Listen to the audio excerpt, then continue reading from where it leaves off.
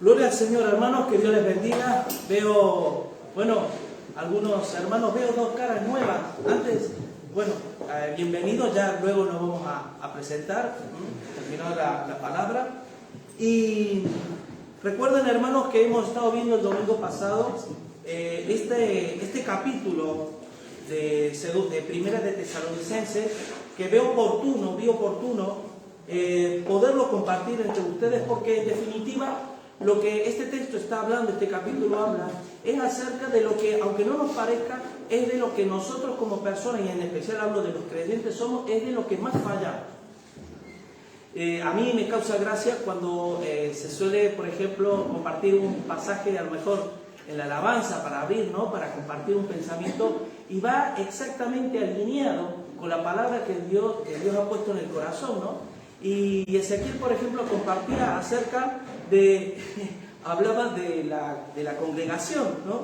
Y ponía ese ejemplo, ¿no? de la madera o el pabilo, que es para avivar la llama.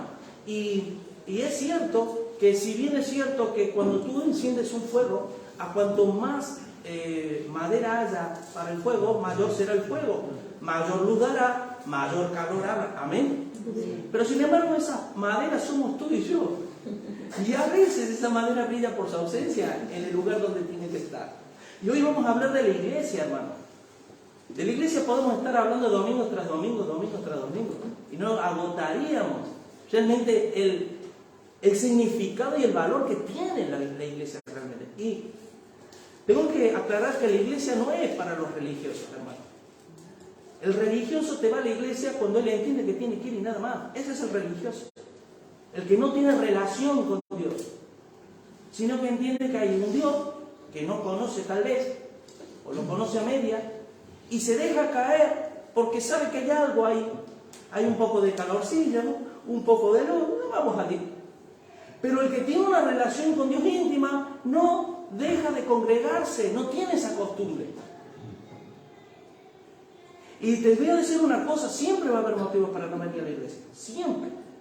El niño, el vecino, la casa, yo, mi marido, mi esposa, y podríamos seguir la lista, siempre. Pero ¿qué es lo que hace que uno diga, se determina a decir, no, yo voy a ir a donde Dios me está pidiendo que yo vaya? Es la relación que yo tengo con Dios. Y el nivel de conocimiento que yo tenga de Dios, el nivel de convicción que yo tenga de Dios. Vamos a leer, ¿se acuerdan que leímos el capítulo 5 de Primera de Tesalonicenses y habíamos leído hasta el versículo 11? Ahora vamos a leer del 12 al 24. Y aquí habla de cuestiones prácticas, ¿sí? Vamos a leerlo y luego vamos a desarrollarlo.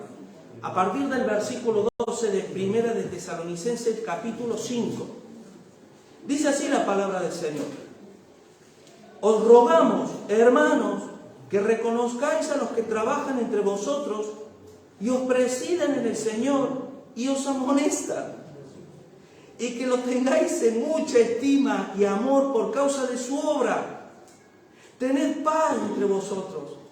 También os rogamos, hermanos, que amonestéis a los ociosos, que alentéis a los de poco ánimo, que sostengáis a los débiles, que seáis pacientes para con todos. Mirad que ninguno pague a otro mal por mal. Antes seguid siempre lo buenos, unos para con otros y para con todos. Estad siempre gozosos. Orad sin cesar. Dad gracias en todo, porque esta es la voluntad de Dios para con vosotros en Cristo Jesús. No apagáis el espíritu, no menospreciéis las profecías. Examinadlo todo, retened lo bueno. Absteneos de toda especie de mal. Y el mismo Dios de paz os santifique por completo, y todo vuestro ser, espíritu, alma y cuerpo, sea guardado irreprensible para la venida de nuestro Señor Jesucristo. Fiel es el que os llama, el cual también lo hará. Hermanos, miren, hay muchos que creen que la iglesia, la congregación, es como una especie de club social, en donde uno va a compartir cosas, a sentirse bien. Yo conozco iglesias, por ejemplo, que tienen muchas actividades durante la semana.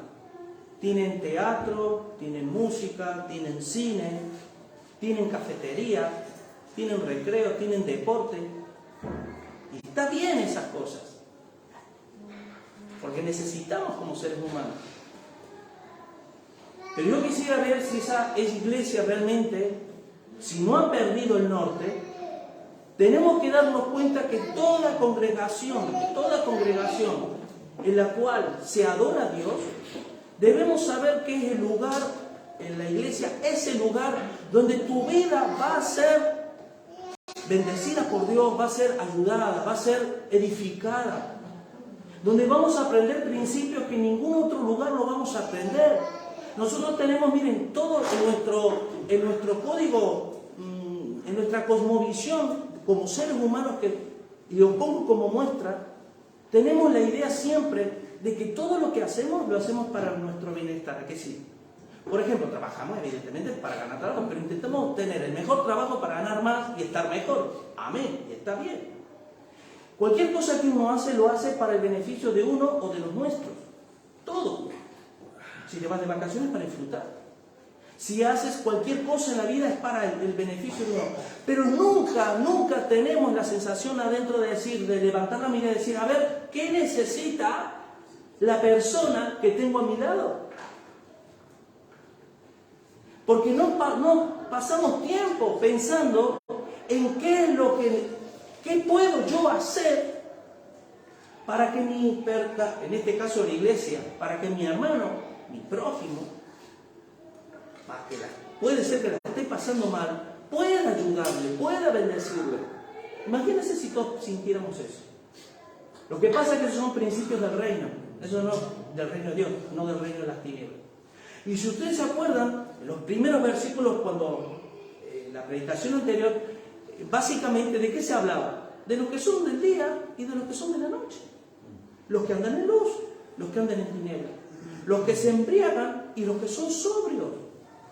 Poníamos como ejemplo las vírgenes prudentes, las vírgenes sensatas. Las prudentes estaban con la lámpara encendida, o la leña, ahí encendida, para que el fuego del altar no se apague, y los otros estaban ahí dormidos como el mundo. Porque os digo una cosa, hermano, el mundo está dormido. Bueno, la Biblia dice que está muerto, pero vamos a hacer la analogía. Está dormido, están sucediendo cosas en el mundo y la gente no se entera, cada uno le da pero se está trabajando para algo que va a venir muy fuerte, que solo van a poder sobrevivir los que tengan el fuego del altar bien encendido, los que tengan convicciones fuertes, los que estén bien agarrados a Dios. El resto se quedará. El resto será, como que dice la palabra, aunque pases por el fuego, no te quemarás, y aunque pases por las aguas, no te anegarán.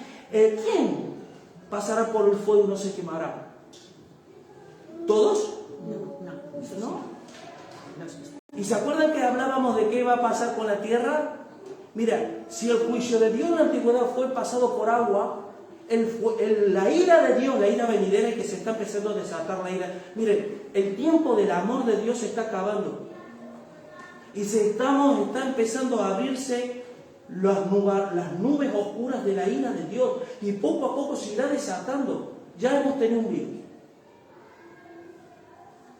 Se está habiendo una guerra, hermanos, que ahora están enviando armas, y se está hablando de una posible guerra nuclear.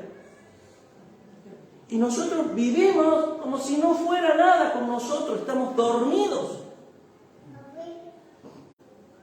Y exacerba, hermano. Porque para el que no tiene luz, es obvio que no ve. Porque son ciegos, guías de ciegos. Pero para el que tiene luz y no es consecuente con la luz, hermano, es para, como decía el domingo, es para condenación. Hermano, ¿de dónde viene la palabra espabilate? De la referencia de espabilate. No seas un carboncillo humeante. Si el mundo, hermano, no entiende las cosas de Dios por culpa de la iglesia, no es por culpa del diablo y Satanás, que sí, porque el Dios de este mundo cegó el entendimiento del incrédulo para que no le resplandezca la luz del Evangelio. Amén. Entonces, si leemos los versículos anteriores, si nuestro Evangelio está encubierto, ¿por qué? Porque la iglesia no está cumpliendo la función que está cumpliendo de luz y sal. Miren, versículo versículo 12 dice, ahora vienen las cuestiones prácticas. Y aquí vamos a observar, miren, vamos a leer el 12 y el 13. Dice, os rogamos, hermanos, que reconozcáis a los que trabajan entre vosotros y os presiden en el Señor y os amonestan, y que los tengáis en mucha estima y amor por causa de su obra. Tened paz entre vosotros. Aquí habla, hermano, de las personas que trabajan para la obra de Dios, y muchos saben que trabajar en la obra de Dios son las 24 horas del día, los 7 días de la semana, los 30 días del mes, los 365 días del año. Yo alguna vez, cuando en este mes que nos fuimos a Argentina, Sonia es testigo de, en Argentina, no paraba, no podía parar. ¿Por qué? Porque tiene luz, porque hay un fuego que está quemando, y no puede estar así, hermano. Yo veo a la familia, visito uno, visito otro, pero lo primero es mi Dios. Porque tengo claro quién es mi Dios. Estoy consagrado a Él. Y estoy aquí parado porque estoy consagrado, porque entiendo quién es mi Dios. Si no, no estaría aquí, hermano, estaría sentado ahí, que lo haga otro. Y esa falta de interés, esa falta de compromiso por la obra de Dios, hermano, el Señor va a volver, pero ya no va a volver a perdonar los pecados, va a venir a juzgar. Jesús, cuando vino por primera vez, dijo, yo no he venido a juzgar ni a condenar, he venido a salvar. Pero hay quien nos condena. Las palabras que yo os hablo, ella os juzgará en el día postrero. Y hay que no va a haber, que quien estemos en la presencia de Dios y que no estemos en la obediencia al Señor por amor a Él, hermanos, ¿el fuego para qué sirve? El fuego sirve para consumir y hacer desaparecer, pero también para purificar. ¿Qué purifica? El oro. ¿Y qué es nuestra fe? Como el oro, que tiene que ser probado con fuego. Pero ¿qué pasa si yo soy oro? Porque tuve una fe en el Señor. Y llega el día del juicio, porque todos vamos a ser, ¿verdad, hermano? Incluso algunos de los que estamos aquí puede que sea mañana. Y no lo sabemos. Que nos tenemos que presentar delante de aquel en la cual tenemos que rendir cuentas. Pero si yo en lugar de ser oro soy hojarasca, ¿qué va a pasar con el fuego? ¿Qué va a pasar con mi vida? ¿Se quemará? Miren, dice que os rogamos, hermanos, que reconozcáis los que trabajan entre vosotros y os presiden el Señor y os amonestan, y que los tengáis en mucha estima y amor por causa de su obra. Tenéis paz entre vosotros. Miren, la manera de como una iglesia, porque yo me pregunto, ¿qué significa reconocer? Miren, os pongo un ejemplo. Por ejemplo, en mi casa, la veo a mi mujer, que trabaja, la casa la limpia, hace la comida, no para, la veo que no para, que está todos los días, y cuando trabaja, viene del trabajo. Si yo quiero reconocer su labor, ¿cómo lo demuestro? Pregunto. ¡Qué bien, Sonia! ¡Wow! ¡Qué bien haces el trabajo! Y me siento a ver la tele. O me pongo al lado de ella, ayudarle en la medida que puedo. Por amor.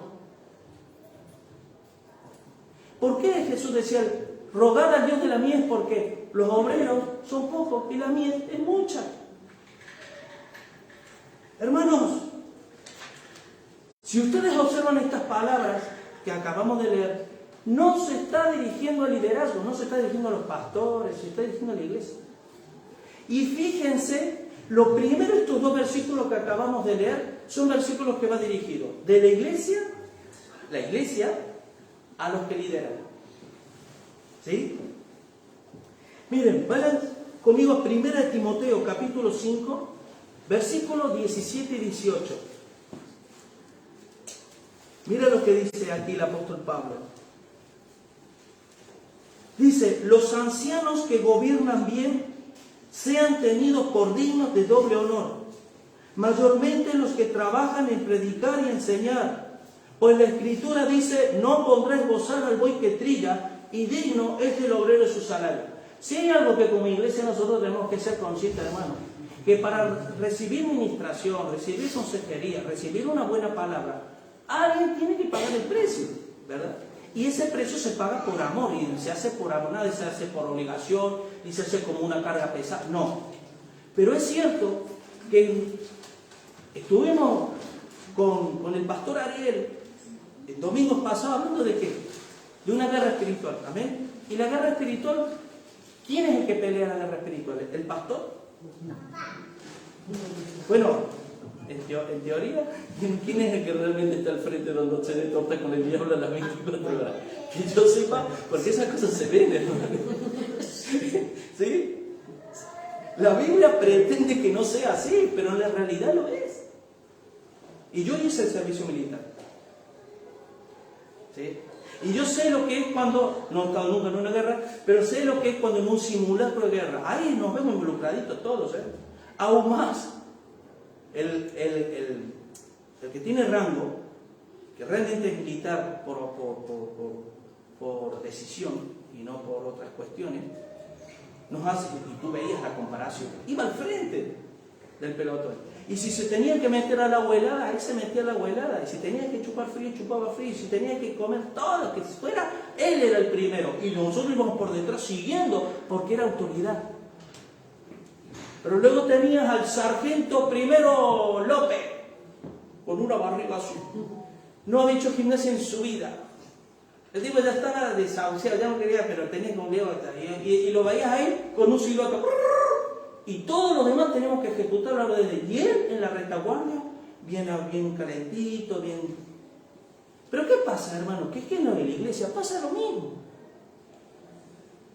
Y la comodidad es la peor enemigo.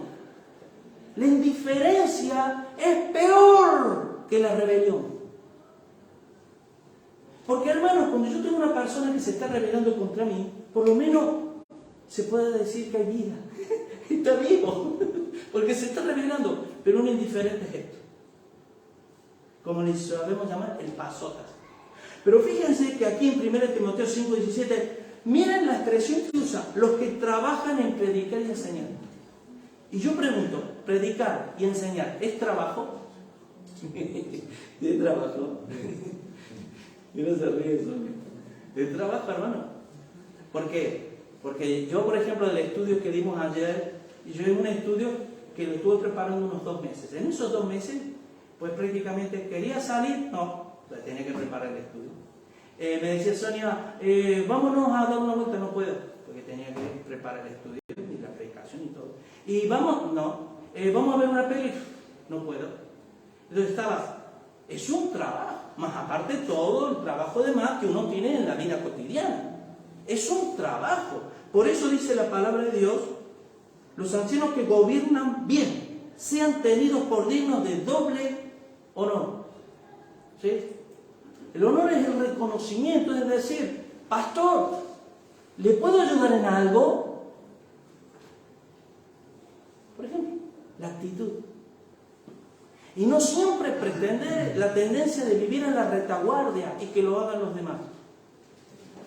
Miren, en estos 2 versículos dice, y en el 13 dice, y que los tengáis en mucha estima y amor por causa de su obra. Tened paz entre vosotros. Versículo 14 dice, también os rogamos, hermanos, que amonestéis a los ociosos. A los ociosos. ¿Quién es un ocioso? ¿Sí? ¿Quién es el ocioso? El ocioso, hermano, la palabra que emplea en el original para ocioso no es el vago. No es el vago. ¿Sabes quién es? Y esto yo lo he visto, aquí no, y lo digo honestamente, no lo he visto, pero sí lo he visto y se suele ver en las iglesias que son muy grandes. El ocioso es, y escucha mi terminología, el ocioso es el que está donde nadie le llama y cuando lo necesitan no está. Esa es la palabra que emplea para ocioso. No es el vago. Es el que está a destiempo. Está, no está, viene, va. Es estorbo a veces. Quítate por favor, porque si no vas a servir, aquí tenemos hermanos que van a servir. Y ahí está en el medio. Y cuando se necesita gente, oye, ¿podría echarlo?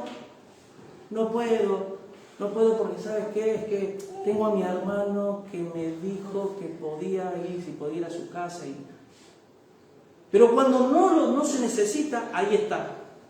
Fuerte, ¿verdad? ¿Y por qué ocurre eso? Eso ocurre, hermano, porque no hay sintonía con Dios. Porque no hay intimidad. intimidad con Dios, es un religioso. Es un religioso. Y me acuerdo hace una predicación no me acuerdo, hace meses atrás, que hablaba que dentro de todos nosotros tenemos religiosidad. En la que Dios trata de hacer morir todos los días. Porque el religioso es el políticamente correcto. Es el que hace las cosas que entiende que son correctas que debe hacer. Pero por dentro no le interesa a Dios ni su obra. Entonces, lo primero, después de que yo como cristiano,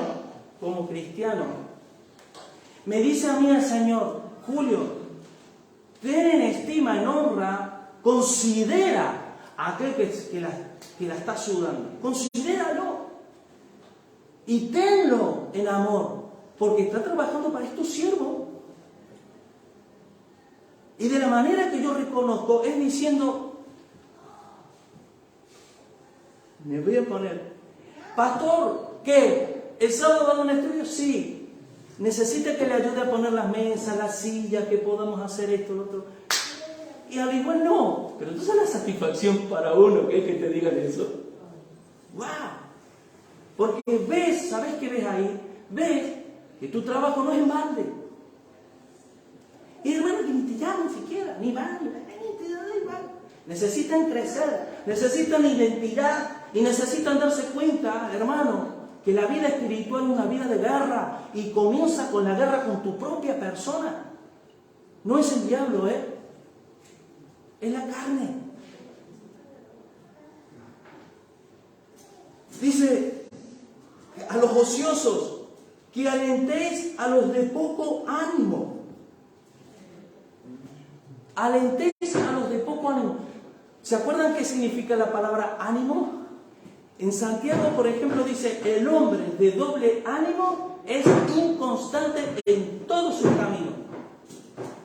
El hombre de doble ánimo, ahí es el depresivo, el de tendencia depresiva. El triste, el acongojado siempre, el que no se cree que Dios te puede levantar, el que es mayor, y el que está en mí, que el que está en el mundo. Yo le comentaba a Sonia hace poco, a veces la experiencia que uno ha vivido, incluso fuera del Señor, incluso estando en el Señor, en la vida, la escuela de la vida, ¿cómo te ayuda el carácter, hermano?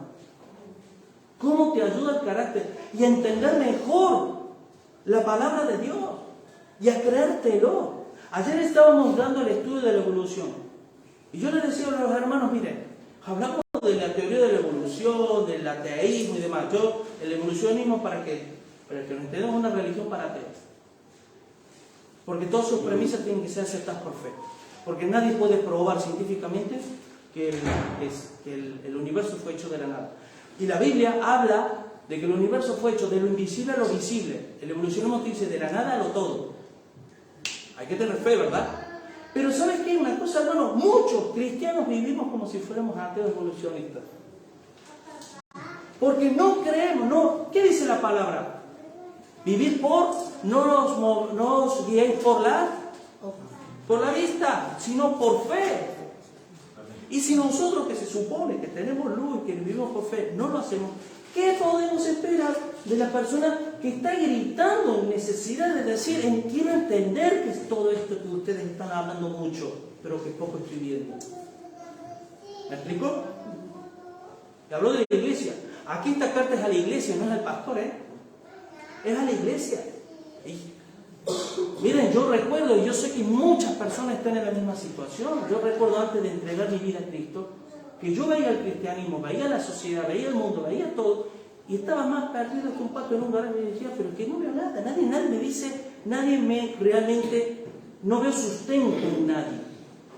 Se habla mucho de todo, pero porque no hay consistencia, hermano. Así que dice que a los ociosos, a los de poco ánimo. ¿Y qué dice a los de poco ánimo? Que los alentemos. Ahora, yo pregunto, hermano, escuchen esto. Alentar significa avivar. ¿Y a qué hace referencia? Al carboncillo que está humeando. Está humeando porque está triste, porque no se cree que Dios puede ayudar. Ya todo, no sé qué hacer con mi vida. Y viene el hermano que sí se lo cree, que que sí tiene gente, venga hermano, tira para adelante. Ay, ya, hasta le dura 2 días, luego vuelve otra vez, no sé qué. Bueno, no pasa nada, hay que alentar. Pero si yo no tengo fuego en mi altar, ¿qué voy a alentar? A nadie. ¿Qué voy a contagiar? ¿Qué fuego voy a contagiar si no tengo fuego en mi altar? Hermano, ¿saben por qué hablo así de rotundo? Porque el Espíritu Santo me lo plasma. Porque así se siente. Es como que el Señor dice, cuando dice que antes que venga el Señor, el amor de muchos se enfriará. Se enfriará. La iglesia estará fría, árida, anímica, desinteresada en las cosas de Dios. La iglesia. Ahora el mundo será un desastre, obvio. ¿Y la iglesia qué pasará con la iglesia? La pisarán, lo pisotearán. Porque la sal habrá perdido su sabor y la echarán fuera y los hombres la pisarán.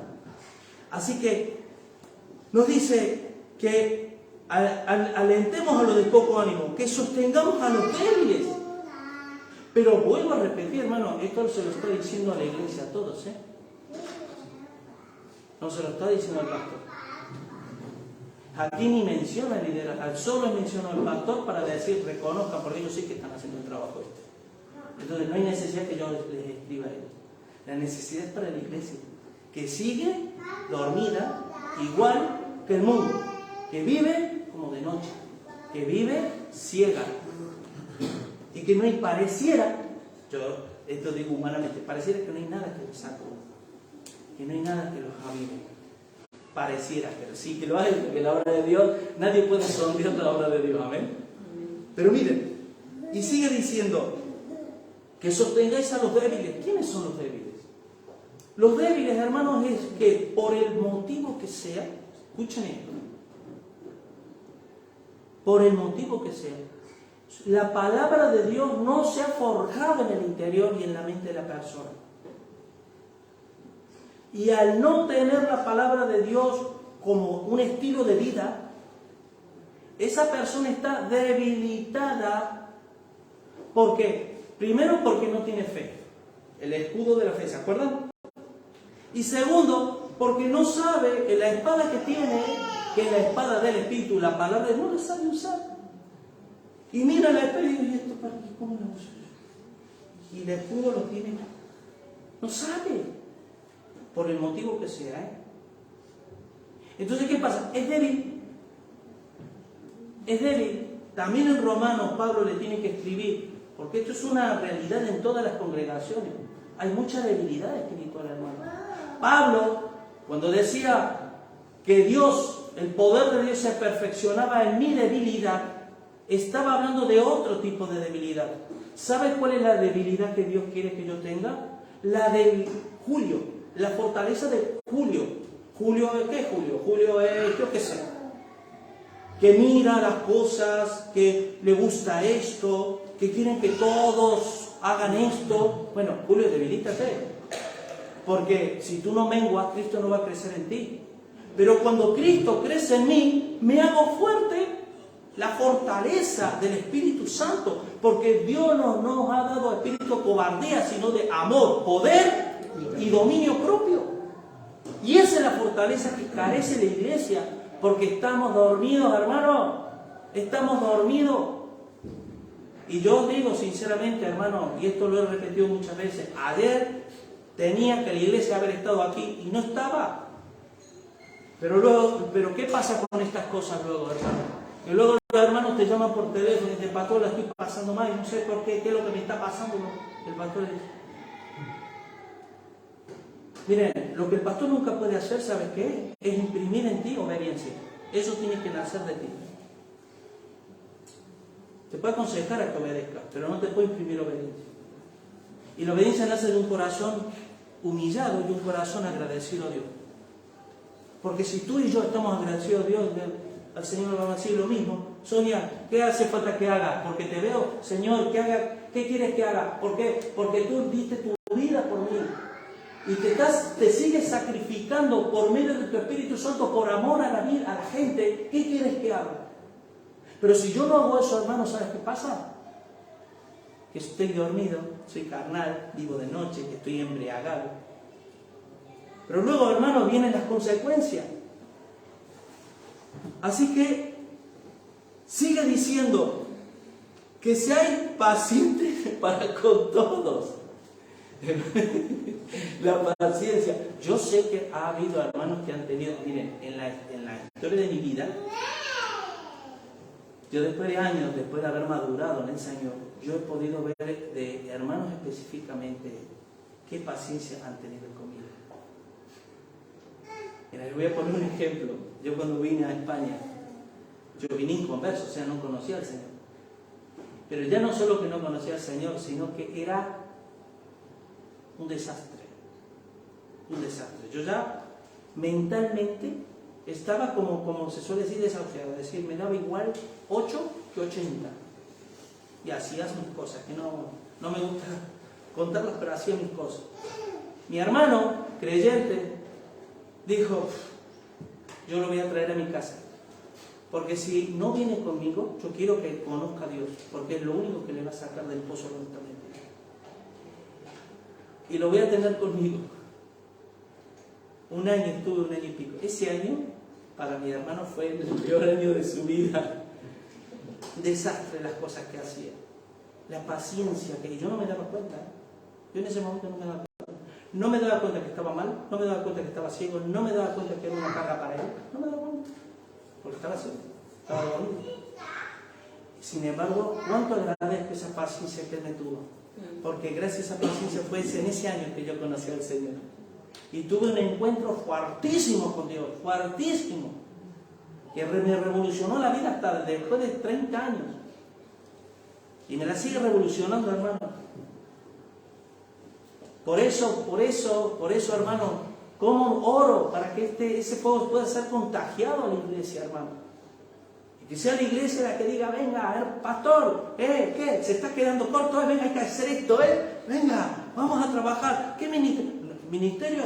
Hace falta hacer esto, hace falta hacer lo otro, venga. Entonces el pastor, miren, os digo una cosa, hermano. Hay una cosa que espiritualmente se sucede en todos los sitios, es matemático. Se sucede evidentemente en la iglesia, pero es un principio que se sucede en todos los órdenes de la vida. ¿Sabes cuál es? Mira, y eso lo que más lo ven son los padres con los hijos. Están los padres que ya han vivido la vida, ¿verdad? Han vivido experiencia en la vida y la tienen clara. Están los hijos que no la tienen tan clara como ellos porque todavía necesitan vivir la experiencia que han pasado sus padres.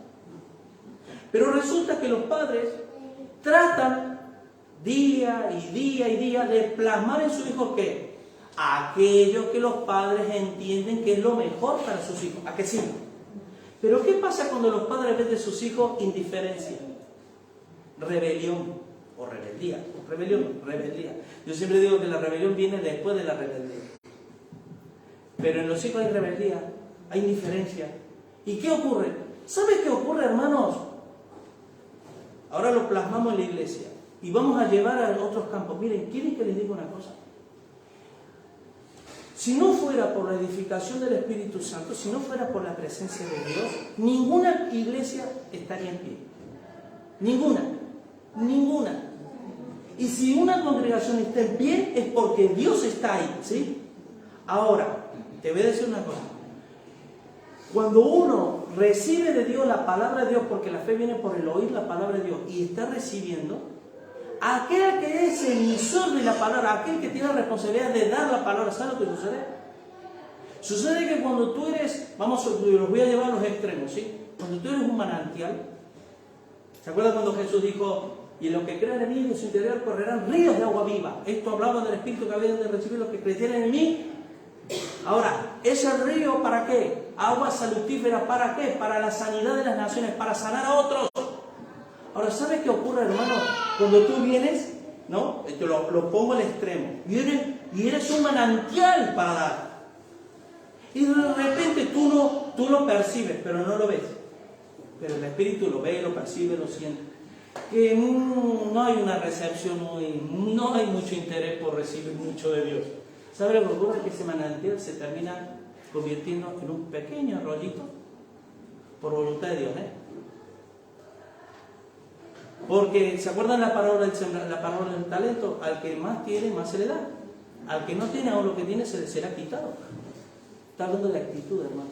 Si tú y yo seguimos con la actitud de pasotismo con Dios y dejarme caer cuando el viento me viene bien y cuando no hay demás, lo que voy a recibir de Dios no es más que un goteo, es un goteo. ¿Y quiénes reciben el goteo como suero? Los que están como los que están vivos, hermano, beben agua, beben del manantial, no viven de un estanque, beben de un manantial que fluye y se renueva constantemente, porque eso es Dios. Así que, hermano, ¿tenéis claro, hermano, lo que Dios les está pidiendo a ustedes? Yo, hermano, yo le digo lo que el Señor les pide, a mí no me lo está pidiendo, Así que es la primera vez que puedo decir, hermano, de aquí para allá. Es la primera vez.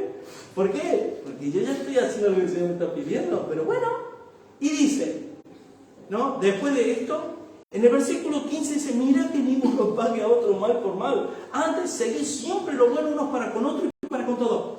El que me las hace, me las paga. ¿A que sí? ¿A que nuestro código genético de nuestro interior está en el que, ¿no? Y les voy a decir una cosa, hermano, la iglesia no es un club social, la iglesia es un hospital. Es un hospital donde venimos, ¿quiénes son los miembros de un hospital? Los que son parte son los médicos, pero mayoritariamente los enfermos. ¿Y qué pasa cuando hay enfermedad espiritual? Que no vemos con claridad. Y si yo no estoy sano espiritualmente, si un hermano o alguien me hace mal, yo perdono, pero no olvido. Eso es una contradicción en sí misma, porque el que perdona olvida.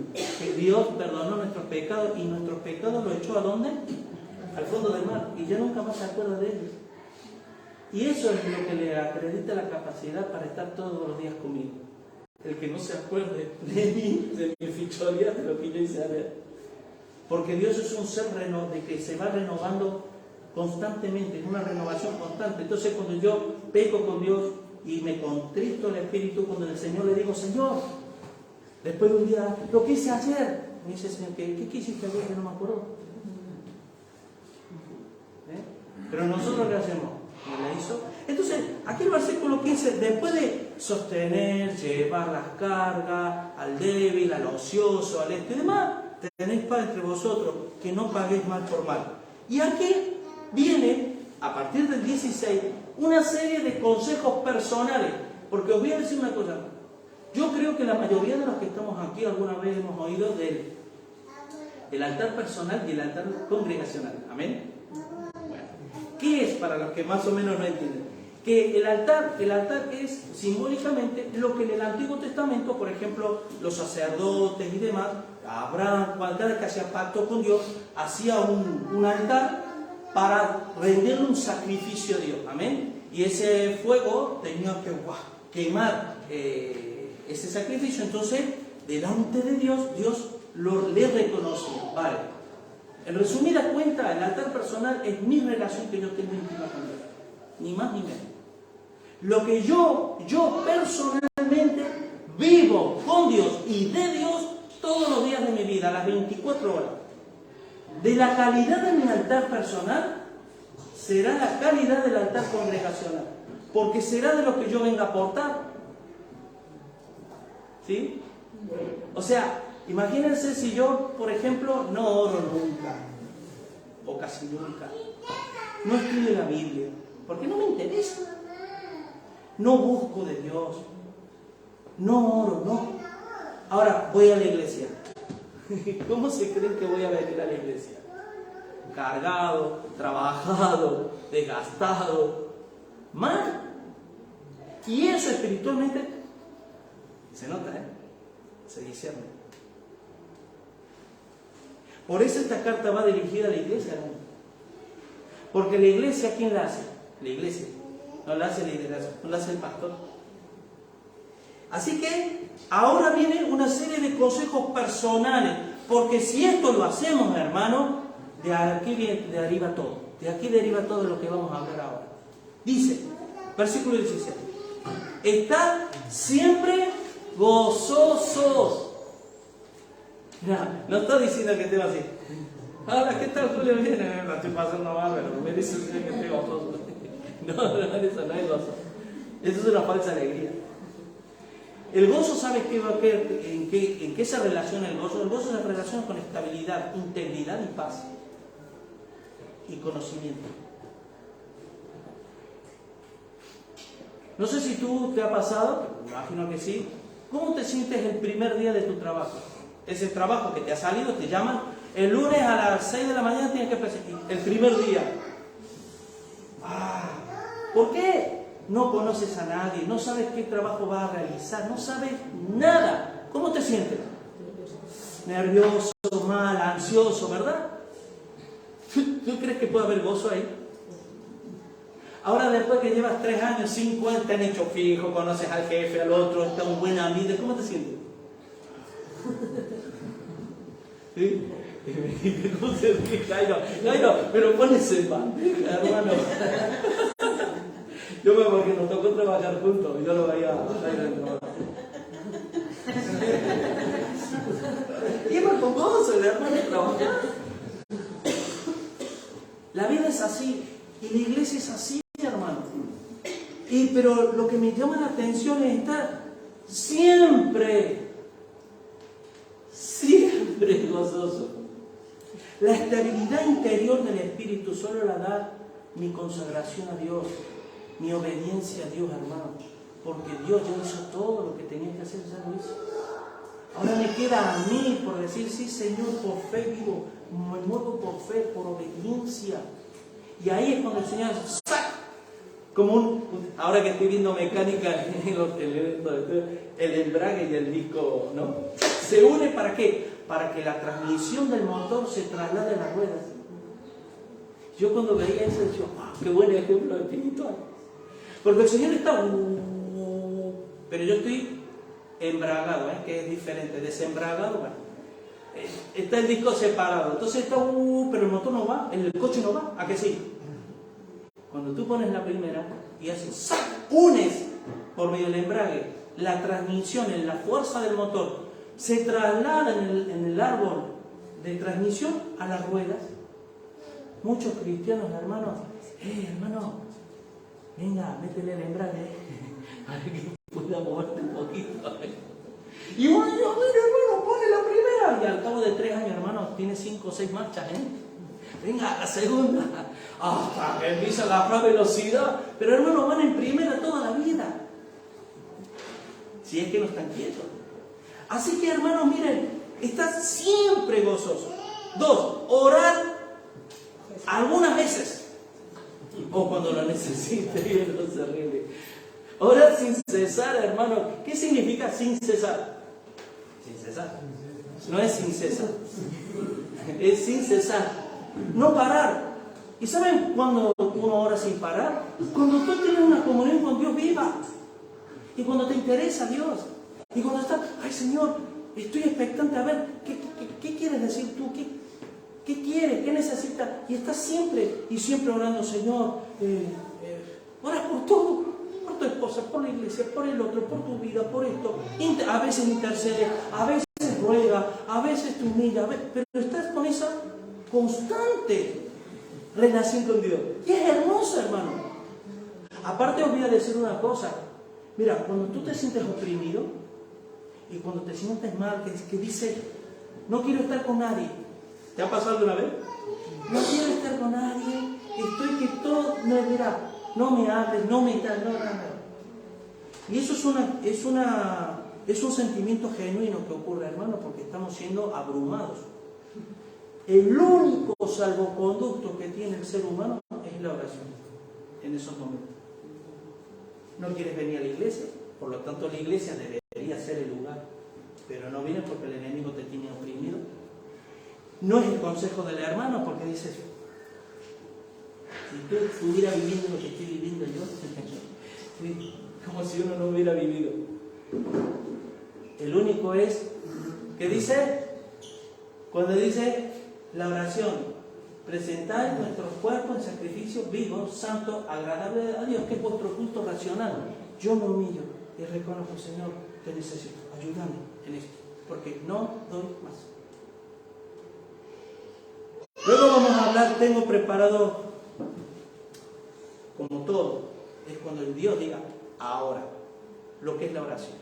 Un estudio de la oración, hermano, es un mundo. Y es lo que más descuidamos. ¿A qué sí? Es lo que más descuidamos.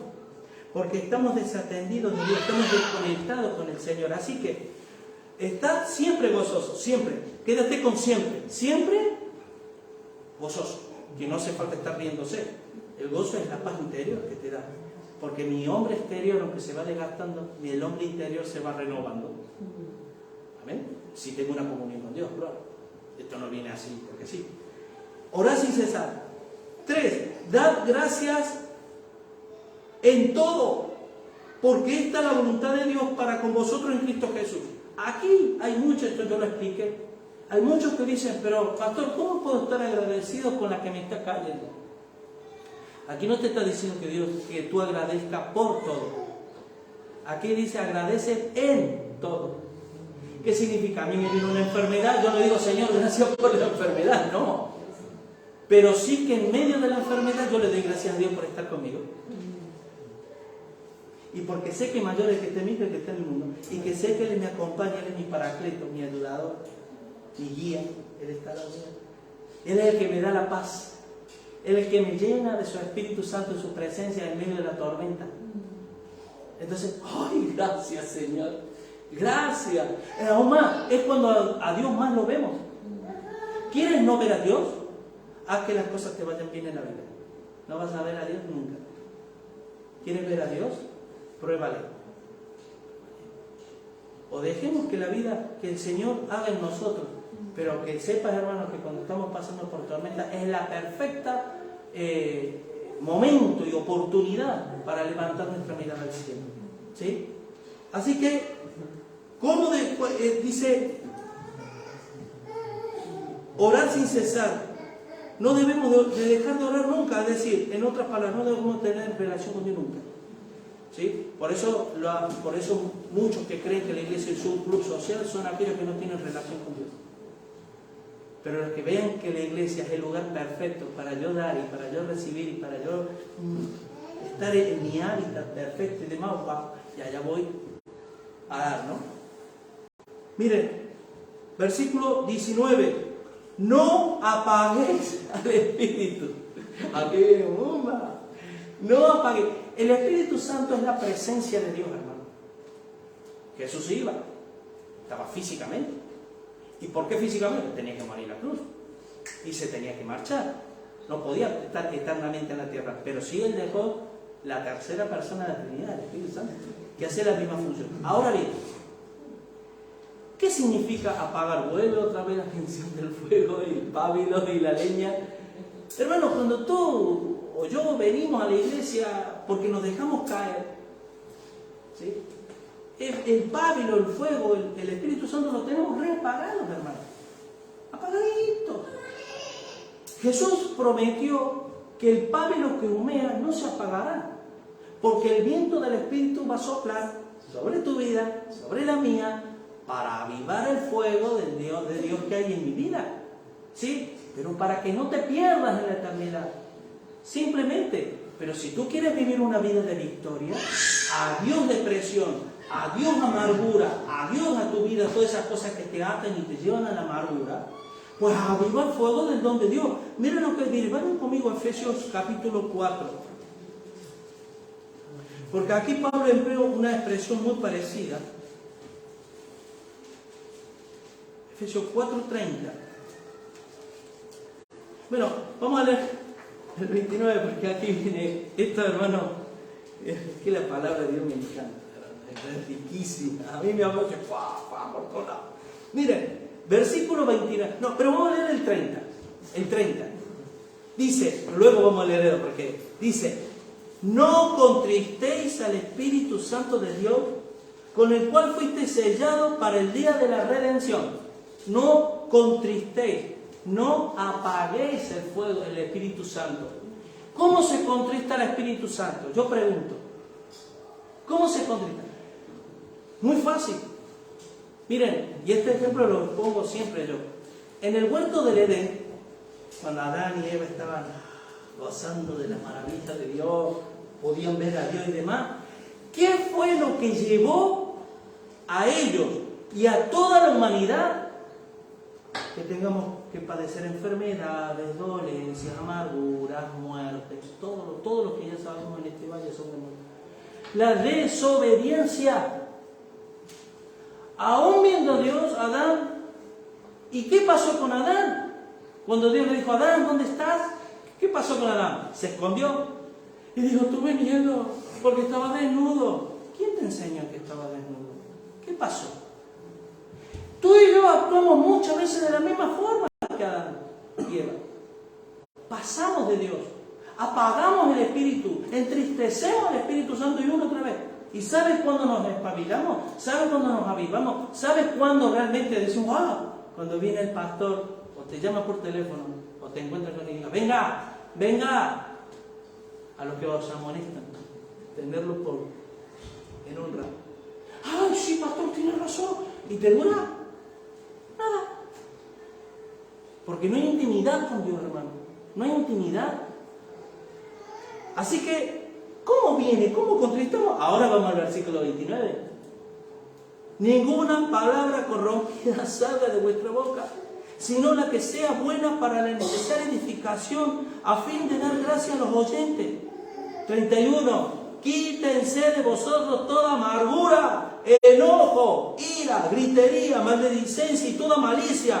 Antes sed benignos unos con otros, misericordiosos, perdonándoos unos a otros como Dios también nos perdonó a vosotros.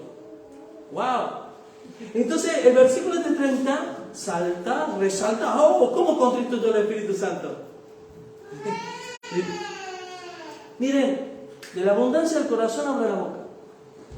Y a veces, hermano, me dicen, ¿por qué? Y te está hablando de vos, no está enfadado ni nada. Y de repente, te garguna. Hace, y sí, no pasa nada. Y digo, no hay nada que le redarguye por dentro, que le diga, ¿no? Yo tengo un hermano en la fe, un hermano en Zaragoza, como dice en Egipto. Y alguna vez cuando me pongo a hablar de más, por ahí me larga algún enlace en WhatsApp. Y lloro, Señor, porque el principio de la sabiduría es el temor a Dios, hermano. Cuando yo no tengo temor a Dios, hago como me da la gana. Vengo o no vengo, hago mi vida como me da la gana, porque no es temor. Y no es miedo, ¿eh? Es temor, es respeto, es honra. Y vivimos así, hermano. Y no nos olvidemos que todo esto que estamos hablando va en contexto de que estamos ya en los últimos tiempos, hermano. Nos quedan 4 telediarios, ¿eh? Nos va a caer una que no tenéis ni idea, ¿eh? Sigamos viviendo, como dice la palabra, como los adolescentes que saltan, que juegan, que se tienen el recreo en las plazas, como si no fueran... Sigamos viviendo así. Ahora, volvemos.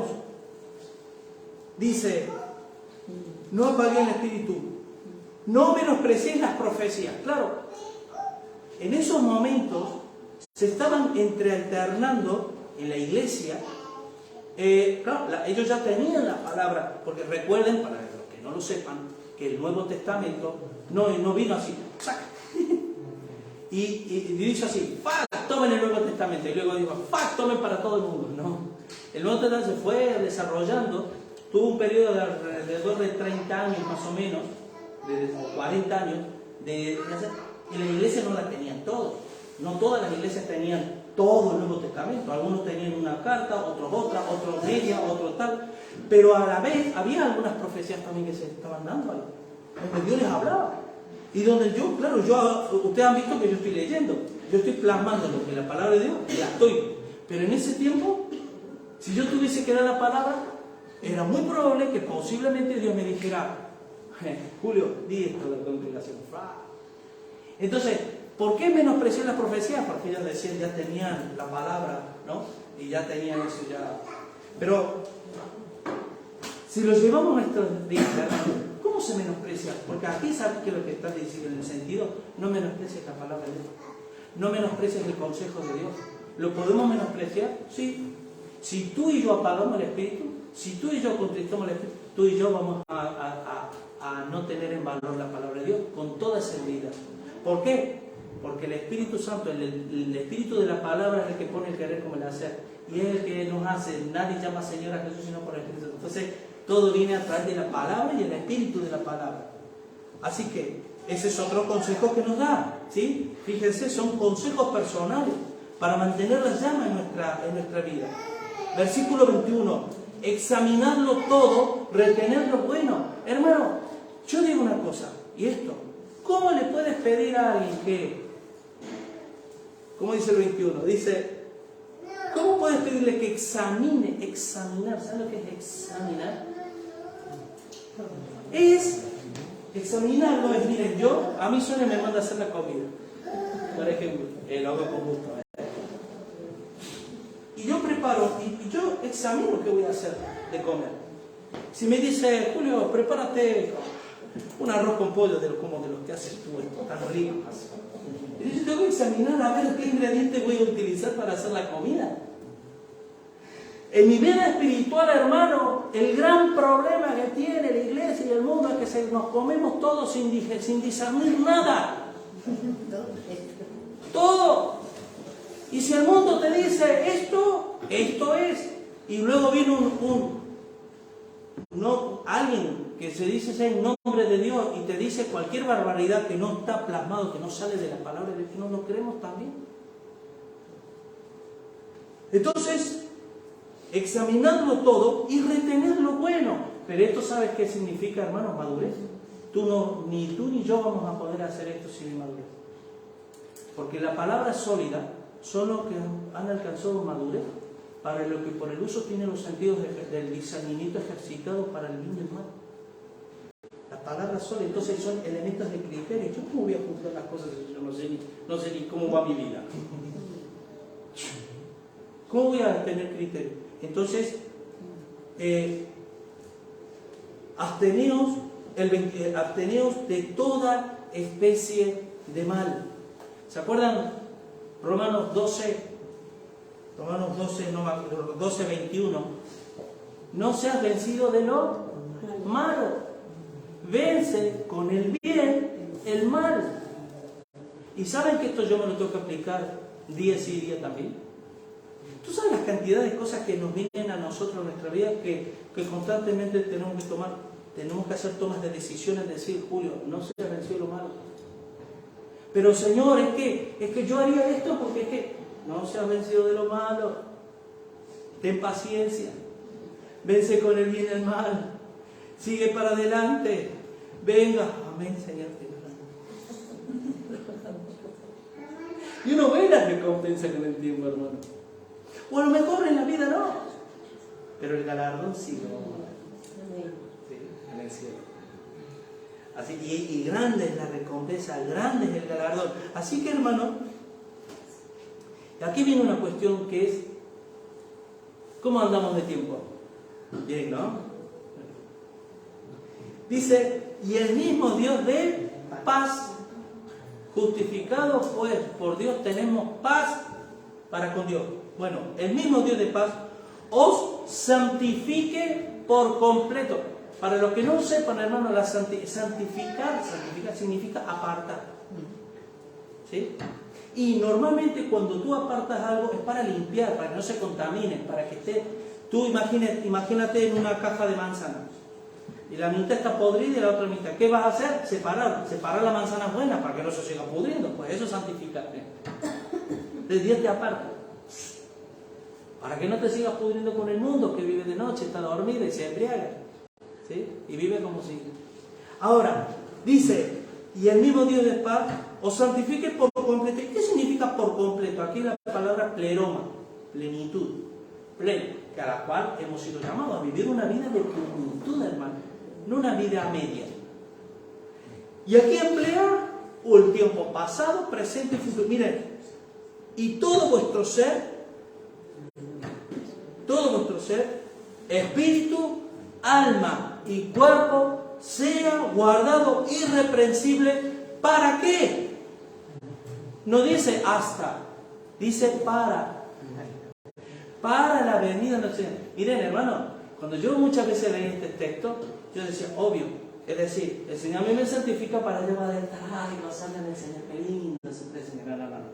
Aquí está diciendo que la santificación es para cuando Él venga y nos halle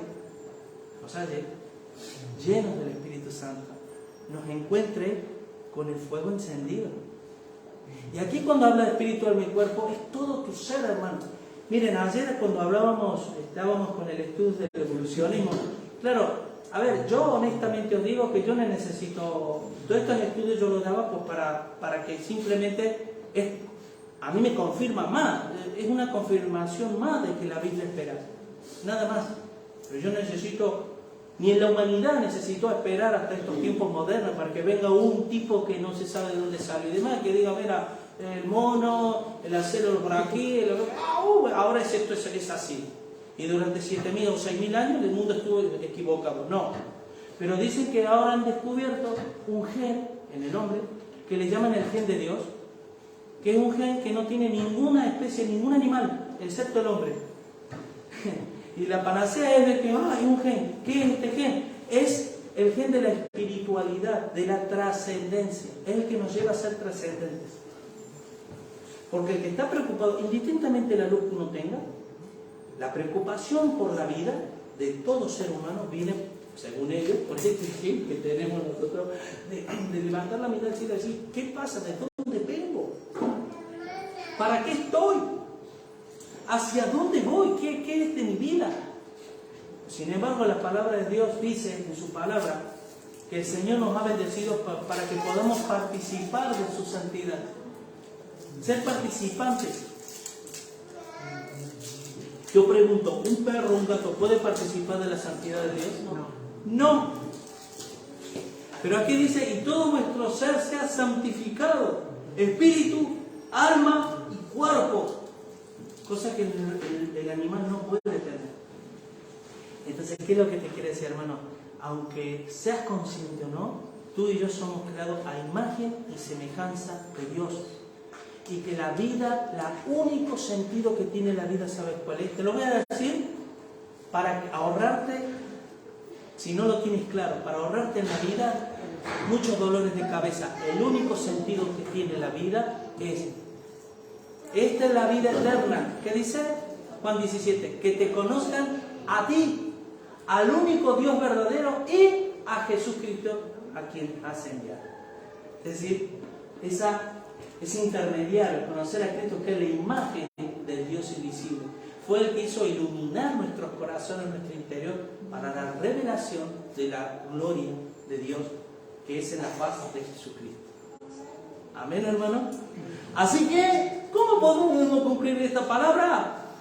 A los argentinos, espabilate, hermano. Espabilemos, no, hermano. Yo me tengo que espabilar todos los días, ¿No te crees? Es que nadie lo tenemos regalado, las cosas. Todo tiene un precio.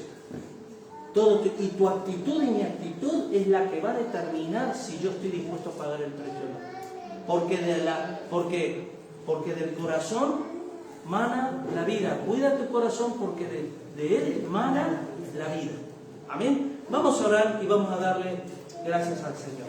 Padre Santo, Señor, gracias, mi Dios, por esta hermosa palabra, por refrescarnos y recordarnos, Señor, que también dice en tu palabra que en cuanto a lo que se requiere diligencia, no perezosos, sino fervientes en espíritu, Señor, sirviéndote siempre a ti, Dios mío.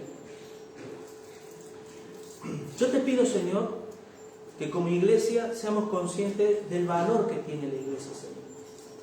Que no es un lugar donde yo simplemente voy a pasármelo bien. Es un lugar donde tú me esperas para tú ministrar mi vida, para arreglar mi vida, Señor. Decíamos, Señor, ayer, y es que tú haces una referencia, mi Dios, a que cuando tú acondicionaste la tierra para la vida, para adaptarlo para la vida, la tierra estaba desordenada y vacía, Señor. Pero es que así estaban los hombres también, desordenados y vacíos. Y tú quieres, por medio de tu Espíritu Santo, por medio de ese mismo Espíritu que se paseaba sobre la faz de las aguas, es el mismo Espíritu que quiere llenar y ordenar nuestras vidas. Señor, yo te doy gracias por la obra que estás haciendo en mi vida y en la vida de cada uno de mis hermanos. Y gracias porque tú llevarás adelante, Señor, todo lo que te propongas hacer en la vida de las personas, de la gente, Señor. Mi Dios, gracias y ayúdanos a no ser como los del mundo, que duermen y se embriagan, Señor, sino que seamos llenos de tu Espíritu Santo, Señor. Gracias te doy por todo en el nombre de Jesús. Amén. Que Dios les bendiga, hermanos.